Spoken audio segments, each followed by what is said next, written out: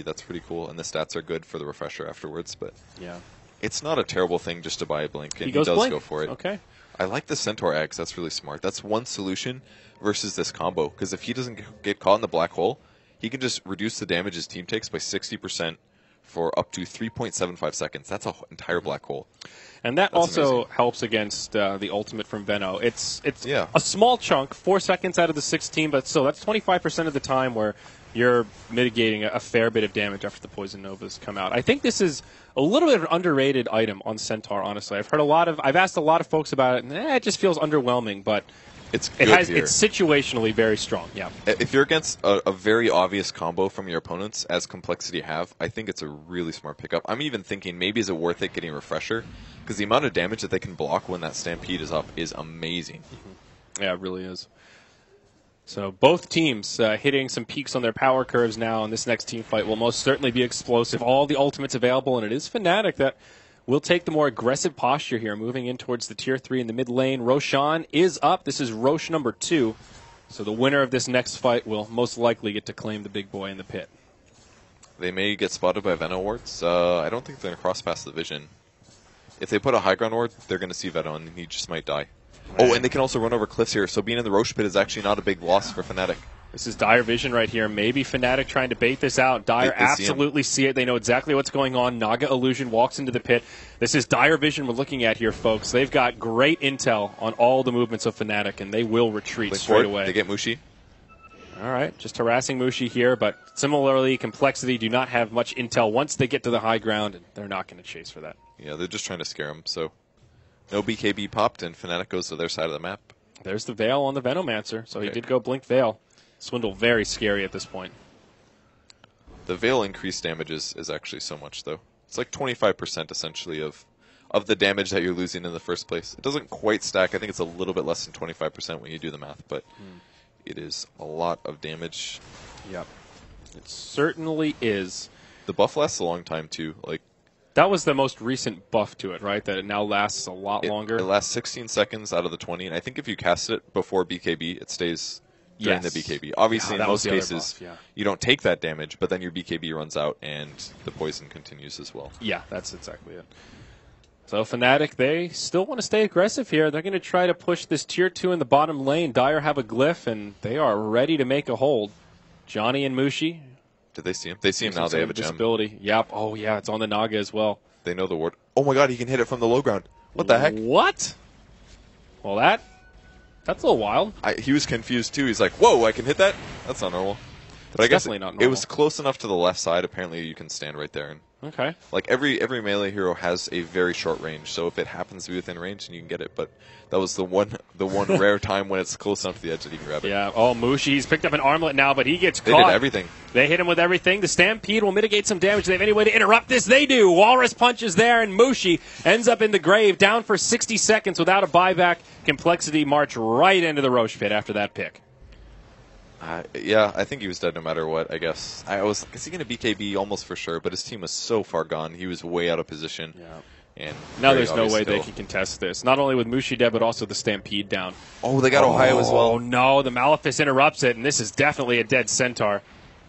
Can they even get another one here? Ketchuk is nearby, but they've got the gem. Glimmer Cape not going to save you. Fnatic just crumbling all of a sudden. They really are. They pick up a Shiva's on the Razor. That could have been an AC. I'm a little unsure about that, but I guess the damage potential of Fnatic is honestly not very good either. So the Shiva's gives them AoE damage. That's another cool thing. They can combo that with the Complexity ult. It'll keep people in the Midnight Pulse.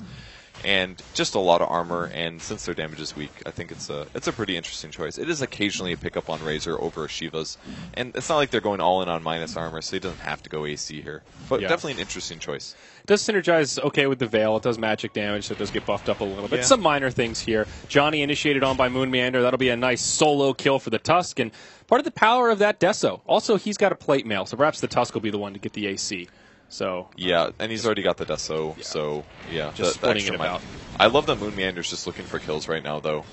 That's really good. He does punch him. He's got the snowball. Oh, he doesn't get it off. Needs to be a little careful against KYXY here. He is running low on mana. Oh, he could actually just very easily die. He's going to have to wait. He'll blink out afterwards. Oh, he went to the creep. That's smart. Well played. Okay, he interrupts the TP, though, so that's something. Keeps the gyro a little more out of position. Ziz maybe in some trouble here, but pops the BKB. Ohio now uses the Stampede to try and disengage, but Ziz maintains the static link. He's plus so solo. 200 damage. Oh, my gosh. He is not afraid at all, Purge. He's hitting for 350. It's like, I use my BKB, I'm going to get something out of this, I'm going to make you guys run away. And they end up popping the Centaur ulti out of it, so that was an aggressive play, and it worked. Well, now he just goes right into Ancients. He says, hey, thanks for all the damage, boys. Nice Ancient stack you got there. He'll clear up most of it. He'll leave that big Ancient Dragon, but still getting some good intel. So it looks like Naga's finishing the Ags. And this is actually the one time that I feel like an Ags is good. Like, I've seen it built by other Naga Sirens, but I was like, that's just kind of unnecessary. But this game, think how many times they start off the fight with a lot of complexity losing their HP. Or even just where the call down happens at the beginning of the fight. They use Song of the Siren to reset, but the call downs still do damage. It does like this 600. Completely nullifies that. Yeah. You can just regen through all of it. Yeah, I think it's actually a really good pickup here because Fnatic's trying to team fight through this by they're initiating first, they're not letting complexity go first, and this item completely will counteract that. Assuming he uses it at the right time, but Fly is reading these team fights perfectly, consistently. Mm-hmm. And Absolutely. It's so hard to do while you're also playing the game. KYXY now has a Demon Edge, probably an MKB, but I mean, Fnatic's not really in a great spot in this game. They're 14k net worth behind, nearly 14k XP. I could see Rapier. He could be in Rapier territory here, yeah. They're getting close to that all-in type play. They still have all their barracks standing, but there's the smoke on some of Complexity. They're not all here, though, Z-Freak, but he's got a BOT, so he can be there if he needs to. Yep. No creep waves really in a good spot right now. All the creeps are going to die, so Z-Freak's going to be late, and they're looking to initiate. Here we go. Ziz goes in first, but he does get counter-initiated on. Will pop his BKB, now goes straight on to KYXY. He'll BKB as well, but still some damage going the way of Razor. There's the call down. Connects basically just on Ziz, but he's got the BKB on.